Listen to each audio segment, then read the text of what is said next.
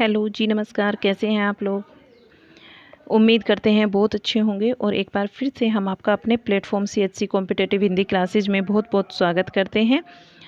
हम आज फिर आपके लिए एक और नया पेपर, जनरल पेपर लेकर आए हैं हिंदी का। चलिए, इसके हम कुछ क्वेश्चन हैं वो कर लेते हैं। स्टार्ट करते हैं अपने क्वेश्चन पेपर को। निम्नलिखित विकल्पों में से उस विकल्प का चयन करें जो दिए गए संधि विच्छेद के सही संधि का विकल्प है। और यहाँ हमें दिया गया है अधगति, अधः धन गति। तो इसका सही संधि बताना है हमें, क्या होगा? अधगति, अधः गति या अधोगति, अधगति।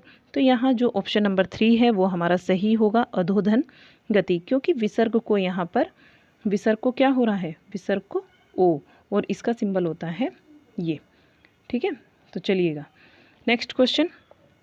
निम्नलिखित विकल्पों में से उस विकल्प का चयन करें जो दिए गए संधि विच्छेद के दिए गए शब्द, एक संधि शब्द दिया गया है कि सही संधि विच्छेद का विकल्प है। यानी कि यहाँ एक शब्द दे दिया आपको, इसका अब की बार हमें संधि विच्छेद बताना है। लोकेशना, लोकेशना में क्या होता है? लोक धन एशना। हमारा पहला ऑप्शन राइट होगा। कैसे होगा राइट? क्योंकि यहाँ पर हमें पता है कि अ धन ए अगर हो, लोक धन एशना, देखिए क में अ है और एशना का ए लिया हमने, तो ये क्या बनेगा? ये बनेगा हमारा दीर्घ। और दीर्घ ए में ये दो इसके हमने सिंबल लेने हैं। और ये किस संधि का उदाहरण है? तो ये जो है हमारा वृद्धि संधि का उदाहरण है, लोकेशना। अगला क्वेश्चन, क्वेश्चन नंबर 83। निम्नलिखित विकल्प में से उस विकल्प का चयन करें जो समानार्थी शब्द का सही विकल्प नहीं है। नहीं में हमें आंसर देना है तारा। तारा का पात, नक्षत्र, उड़ऊ और नवरत। देखिए, नक्षत्र, उड़ू और नवरत इसके समानार्थी शब्द होते हैं, लेकिन पात नहीं होता। पात किसका होता है? पत्ते का होता है। अगला देखेंगे क्वेश्चन। निम्नलिखित प्रश्न में 4 विकल्पों में से उस विकल्प का हमें चयन करना है जो दिए गए कोष्ठक में शब्द के अनुसार निश्चयवाचक स्वरनाम का सबसे अच्छा विकल्प है। तुम्हारा भाई कहाँ रहता है? जो करेगा सो भरेगा। मैं अपना काम स्वयं करता हूँ। और शर्मा जी का घर यह नहीं वह है।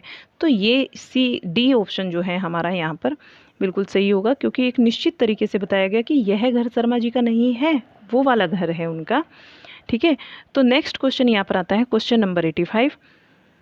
निम्नलिखित में से उस विकल्प का चयन करें जो दिए गए शब्द युग्म का सही अर्थ वाला विकल्प है। उत्धन पल। उत्धन पल में क्या होगा? उत्पल और उपल। यहाँ पर 2 शब्द दिए गए हैं, तो उत्पल का जो अर्थ होता है वो कमल होता है और उपल का जो अर्थ होता है वो पत्थर होता है। अगला क्वेश्चन, क्वेश्चन नंबर 86। निम्नलिखित में से उस विकल्प का चयन करें जो दिए गए वाक्यांश के लिए एक शब्द का सही विकल्प है।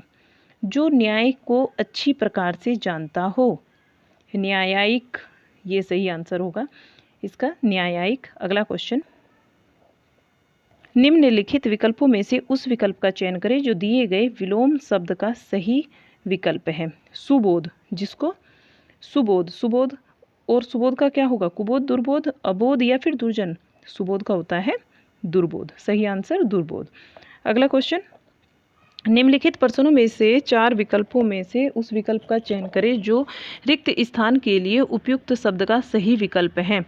प्रधानमंत्री ने लाल किला पर झंडा डैश। झंडा क्या किया? प्रधानमंत्री ने लाल किले पर झंडा लगाया या फहराया या फिर फहराएंगे या फहरवाएंगे। तो प्रधानमंत्री जी जो हैं लाल किले पर झंडा, प्रधानमंत्री ने लाल किले पर झंडा फहराया। राइट ऑप्शन होगा। अगला क्वेश्चन हम देखते हैं, क्वेश्चन नंबर 89। निम्नलिखित में से उस विकल्प का चयन करें जो दिए गए विकल्पों के लिए सही भेद का विकल्प है। वह एक छोटा सा गांव था जिसके चारों ओर जंगल था। हमें बताना है वह एक छोटा सा गांव था जिसके चारों ओर क्या था? जंगल था। तो वो छोटा सा गांव हम बताएंगे जिसके चारों ओर। तो यहाँ वाक्य बताना है कि कौन सा वाक्य है। विधानवाचक वाक्य है, सरल वाक्य, संयुक्त वाक्य या मिश्रित वाक्य। देखिए, ये मिश्रित वाक्य का उदाहरण है। ठीक है, और मिश्र वाक्य का चलिए अगला क्वेश्चन देखते हैं। निम्नलिखित में से उस विकल्प का चयन करें जो दिए गए वाक्य के लिए पक्ष के भेद का सबसे अच्छा विकल्प है। राम को जब देखो सोता रहता है, तो ये क्या है? अभ्यास धोतक या नित्य धोतक या प्रगति धोतक, आरंभ धोतक। तो ये अभ्यास धोतक, जब भी उसको देखते हैं वो क्या करता है? सोता रहता है, अभ्यास धोतक है। अगला क्वेश्चन, निम्नलिखित में से उस विकल्प का चयन करें जो दिए गए वाक्यों के लिए वृत्ति के शब्द का सबसे अच्छा विकल्प है। पृथ्वी गोल है, पृथ्वी गोल है, तो हमें क्या बताना है यहाँ पर? विध्यर्थ है ये, इसका सही आंसर विध्यर्थ होगा। सबसे अच्छा विकल्प विध्यर्थ होगा यहाँ पर। अगला क्वेश्चन देखते हैं। निम्नलिखित में से उस विकल्प का चयन करें जो दिए गए लोकोक्ति के अर्थ वाला विकल्प है।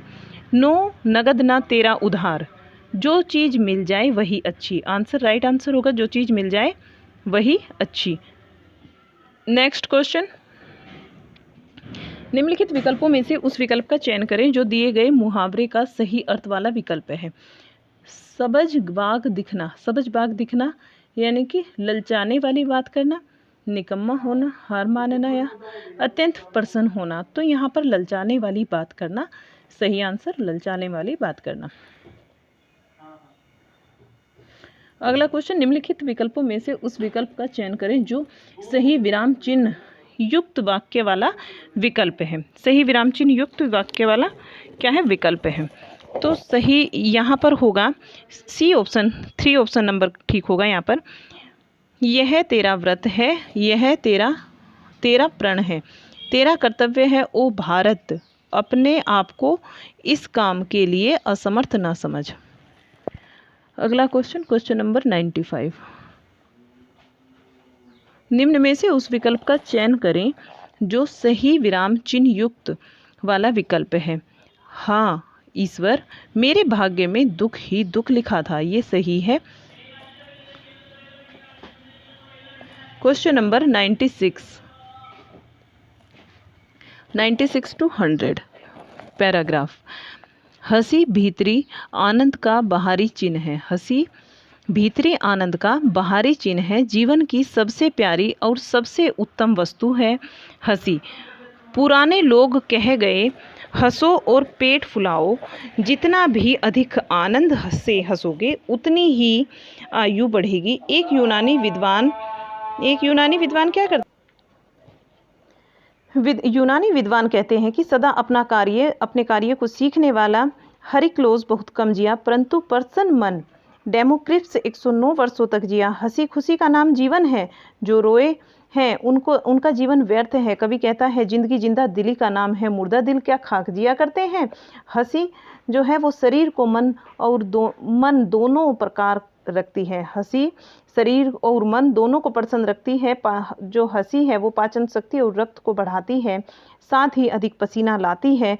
हंसी एक शक्तिशाली दवा है जो स्वभाव को अच्छा करती है और बुद्धि को निर्मल करती है। तो अब क्वेश्चन नंबर हमारा 96 आता है।